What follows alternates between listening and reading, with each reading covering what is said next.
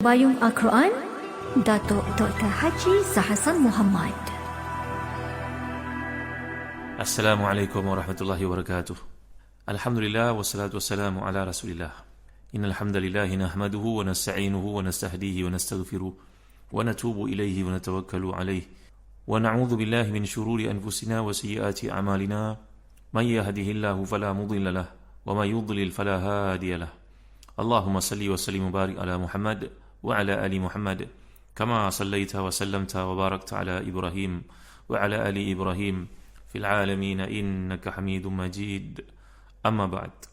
Para pendengar yang dirahmati dan dikasihi sekalian, alhamdulillah, syukur pada Allah SWT. Pada kali ini kita memulai membaca surah Luqman. Bagi tuan-tuan memiliki tafsir Ibn Katsir, jangan lupa buka pada jilid yang ke-7, muka surah 265. A'udzubillahi minasyaitanirrajim. Bismillahirrahmanirrahim. Alif lam mim. Tilka ayatul kitabil hakim. Hudaw wa rahmatan lil muhsinin. Alladhina yuqimuna as-salata wa yu'tuna az-zakata wa hum bil akhirati hum yuqinun. Ulaika ala hudan min rabbihim wa ulaika humul muflihun. Sadaqallahul azim. Alif lam mim. Inilah ayat-ayat Quran yang mengandungi hikmah, menjadi petunjuk dan rahmat bagi orang-orang yang berbuat kebaikan. Iaitulah mereka yang mendirikan salat, menunaikan zakat, dan mereka yakin akan adanya negeri akhirat. Mereka itulah orang-orang yang tetap mendapat petunjuk dari Tuhannya, dan mereka itulah orang-orang yang beruntung. Dalam kitab Al-Burhan fi Ulumil Quran, Imam Az-Zarkashi menguraikan bahawa manhaj para salafus salih, kalangan para sahabat ni, dalam pentafsiran ayat-ayat awal dipanggil sebagai Fawaatihus Suwar, terbahagi pada dua. Telah diuraikan, yang pertama mazhab Abu Bakar As-Siddiq radhiyallahu anhu. Ini merupakan imamnya para sahabat. Bagi mazhab Abu Bakar As-Siddiq ini dan juga Umar, Uthman, Ali, pendekatan mereka ialah kita mengambil ayat ini nuriduha kama warat. Kami bawa ayat ini seperti mana yang Allah gambarkan, sehingga kata-kata masyhur daripada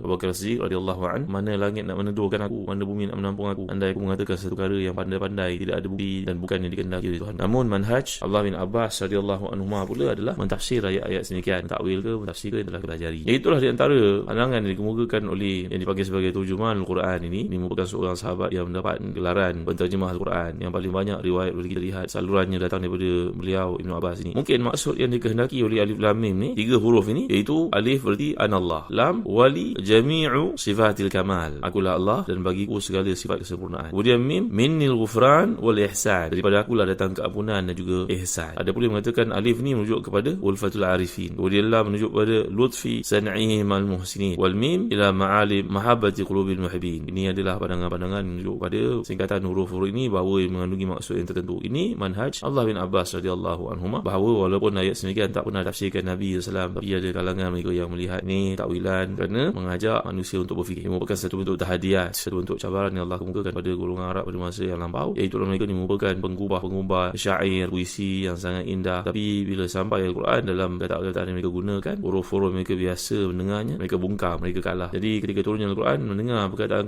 sekian, telah kita pelajari bagaimana mereka menyuruh di kalangan orang yang cuba untuk masuk Islam ni, walghaw fihi la'allakum taghlibun, la tasma'u li hadzal Quran, jangan dengar Quran ni dan bertindaklah untuk memukul kompang ke, gendang ke, apa sahaja alat supaya mengelakkan manusia mendengar Quran lantaran rasa takut bila Quran dibacakan mereka akan beriman. Maka ayat-ayat semikian boleh kita lihat mazhab para sahabat sendiri terbahagi pada dua. Yang pertama sebagai mutasyabihat, kita bawalah sebagaimana yang Allah kehendaki, madai setakat itu tanpa takwil, kita menyerahkan seluruhnya kepada Allah SWT. Tapi datang mazhab kedua, iaitu Ibn Abbas radhiyallahu anhu, yang telah mengupas dan mendalami ayat semikian untuk sampai kepada satu matlamat yang tujuannya untuk berkhidmat kepada Quran dan menggambarkan kesempurnaan. Baik, muslim-muslimat boleh Allah sekalian. Kemudian kita lihat tilka ayatul kitabil hakim. Beberapa kali yang telah kita pelajari bahawa tilka di sini merujuk pada satu isim isyarah yang merujuk pada jauh, sedangkan dia merujuk pada Quran yang ada dalam pegangan kita. Ini bertujuan untuk memberikan pengertian tingginya darjat, tingkatan dan nilai Al-Quran itu. Bayangkanlah bagaimana Al-Quran yang pada hari ini umat Islam baca. Pernah tak tuan-tuan terfikir hebatnya Al-Quran, bahawa Al-Quran yang ada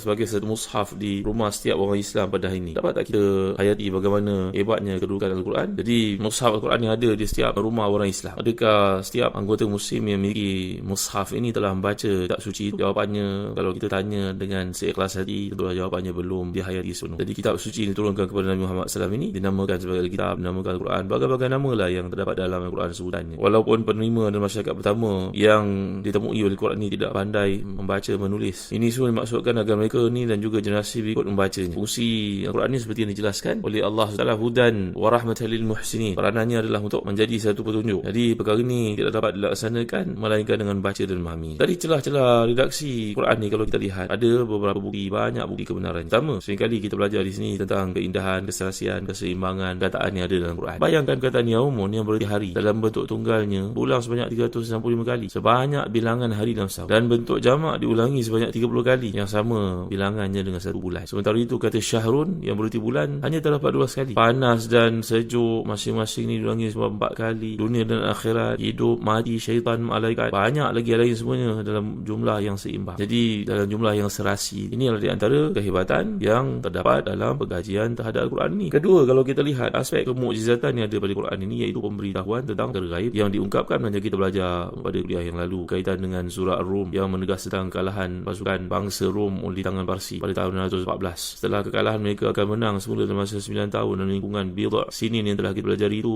3 hingga 9, dan itu yang benar berlaku tepat pada waktu kegembiraan kaum muslim menang menerusi perang Badar di tahun 622 Masihi. Bangsa Rom memperolehi kemenangan melawan Parsi pada waktu yang sama. Demikian juga kalau kita lihat pemberitahuan Quran ini terhadap apa yang berlaku pada Fir'aun, bahawa badan Fir'aun ini selamat bila Allah menyatakan surah Yunus ayat yang ke-92, a'udzubillahi minasyaitanirrajim, fal yauma nunajjika bibadanika litakuna liman khalfaka ayah. Pada ini aku selamatkan badanmu supaya kamu menjadi pelajaran bagi generasi yang datang selepas. Bayangkan pemberitahuan ini tentang selamatnya jasad Fir'aun yang tenggelam Laut Merah 3200 tahun lalu baru terbukti pada hari ini bila maminya mumia ini ditemui oleh di Wadi Al-Muluk Taba, Mesir pada tahun 1896 dan dibuka pembalutnya oleh Elliot Smith pada 8 Julai 1907. Maha benar Allah SWT dalam kenyataan Quran yang menggambarkan jasad Fir'aun ini telah diselamatkan oleh Allah SWT untuk menjadi renungan bagi mereka yang selepas. Ketiga, kalau kita lihat kehebatan Quran ini yang Allah gambarkan tilka ayatul kitabil hakim, menunjuk pada isim isyarat yang merujuk pada sesuatu yang jauh pada hal dekat. Kerana isyarat-isyarat ilmiah yang sungguh mengagumkan yang telah pun menyebabkan ramai ilmuwan bungkam dan mereka telah masuk Islam. Bagaimana sesuatu yang dinyatakan oleh seorang manusia yang ummi, yang tidak pandai membaca, yang hidup dalam lingkungan masyarakat yang pada waktu itu juga merupakan bangsa yang tidak pandai membaca, tidak pandai menulis orang Arab itu, mereka cuma pandai mengira saja, berniaga saja. Jadi bukti kebenaran mukjizat Nabi Allah ini merupakan satu benda yang beyond kemampuan manusia untuk memikir. Hanya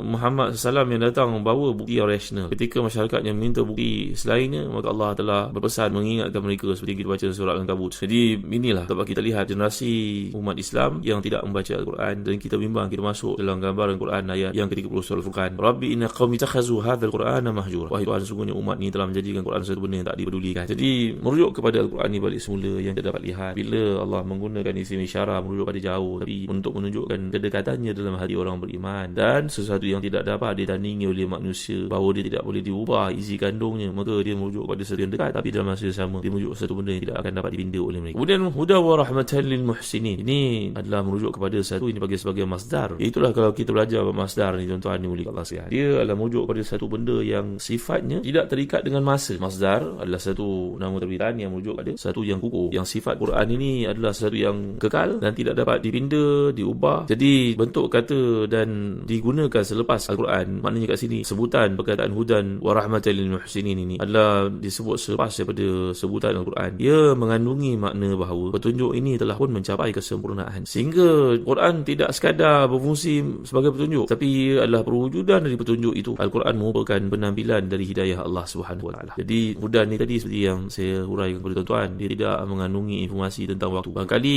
dia merujuk pada masa kini akan datang ataupun masa yang lalu. Berbeza kalau kita belajar daripada fi'il mudhari ke fi'il madhi ke, dia adalah terbatas pada waktu. Dengan sebab itu dapatlah kita fahami bahawa Quran ni memberi petunjuk kepada mereka yang hidup sewaktu Quran diturunkan, sehinggalah kepada hari ini sesiapa saja yang membaca Quran sifatnya sentiasa memberi petunjuk tanpa dibataskan oleh waktu ataupun zaman ketika diturunkan. Jadi penggalan ayat ini kalau kita perhatikan, berarti Quran telah memberi petunjuk pada masa yang lalu, dan dia juga pasti akan memberi petunjuk pada orang membacanya pada waktu sekarang, dan ia juga sudah pasti akan memberi petunjuk pada mereka membacanya pada masa akan datang. Yang menunjukkan bahawa petunjuk Al-Quran ini bukan sekadar teori, tapi telah terbukti kemampuannya dalam kehidupan yang nyata dan berhasil untuk memberi keselamatan kepada begitu ramai manusia daripada zaman dahulu sampai sekarang. Inilah di antara makna yang ditampung oleh ayat yang merujuk kepada Al-Quran ini merupakan petunjuk, dan ini merupakan satu tema yang penting di antara maqasid Quran yang akan kita lihat selepas ini, isu pendidikan. Daripada awal lagi Allah telah menekankan perkataan ini bahawa apa ini maksudkan Quran menjadi petunjuk sepanjang waktu kepada mereka yang sentiasa berpegang dengannya. Dan perkataan muhsinin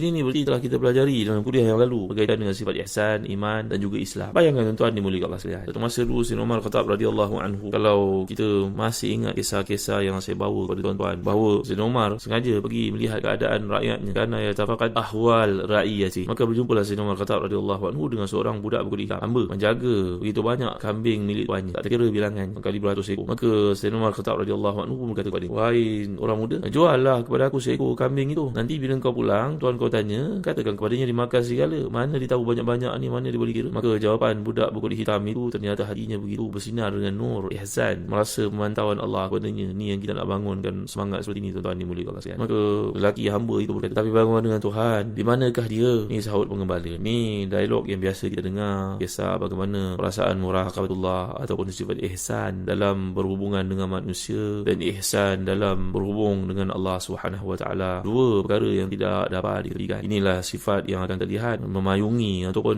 menjadi dasar dalam kehidupan orang yang hebat seperti Luqman. Jadi pengulaan surah ni telah pun mencungkil satu kelebihan dan menyinari kehidupan kita, menerangkannya supaya perasaan seperti ini dan juga usaha aktiviti ke arah membangunkan ihsan dalam diri ini biar dilakukan. Bagaimana kita yang hidup pada ini, tuan-tuan? Itu sebabnya seorang tokoh Islam yang terkemuka, Hujjatul Islam Imam Al-Ghazali, menulis sebuah buku bertajuk Ihya Ulumuddin, menghidupkan ilmu-ilmu agama. Mengapa kita menulis, tuan-tuan? Ini ada kaitan dengan sifat ihsan yang sedang kita pelajari di awal surah Luqman ini. InsyaAllah saya akan bawa dalam kuliah akan datang kaitannya dengan jiwa ihsan ini untuk dibangunkan di setiap ibu bapa, guru-guru, pendidik, kerana kita tidak dapat lagi daripada tanggungjawab mendidik ini. Dia akan kita lihat lebih jelas bila masuk pada episod Luqman nanti. Wallahu a'lam wa sallallahu ala sayyidina Muhammad wa ala alihi wa sahbihi wa baraka wasallam. Walhamdulillahi rabbil alamin wa barakallahu fikum. Wassalamu alaikum warahmatullahi wabarakatuh.